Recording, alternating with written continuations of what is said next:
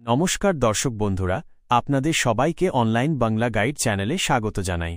ভারতের কৃষিপ্রধান সরকারের উদ্যোগ পিএম কিষাণ সম্মান নিধি প্রকল্পে বছরে ৬,০০০ টাকা পর্যন্ত দেওয়া হয় ৩ কিস্তিতে, প্রতি ৪ মাসে ২,০০০ টাকা। ইতিমধ্যে ২০তম কিস্তি গৃহীত হয়েছে, আর এখন লক্ষ কোটি কৃষকের অপেক্ষায় ২১তম কিস্তি। কিন্তু প্রশ্ন হচ্ছে, দীপাবলির আগেই টাকা ঢোকার সম্ভাবনা কতটুকু? তো চলুন জেনে নেওয়া যাক। তো এখানে বলা হয়েছে কেন্দ্রীয় তথ্য ও আনুমানিক সময়সীমা সম্পর্কে। গত কিস্তির ধারা অনুযায়ী ১৮তম অক্টোবর ২০২৪, ১৯তম ফেব্রুয়ারি ২০২৫, ২০তম আগস্ট ২০২৫ এর ভিত্তিতে ২১তম কিস্তি অক্টোবর বা নভেম্বর ২০২৫ এ আসার সম্ভাবনা রয়েছে।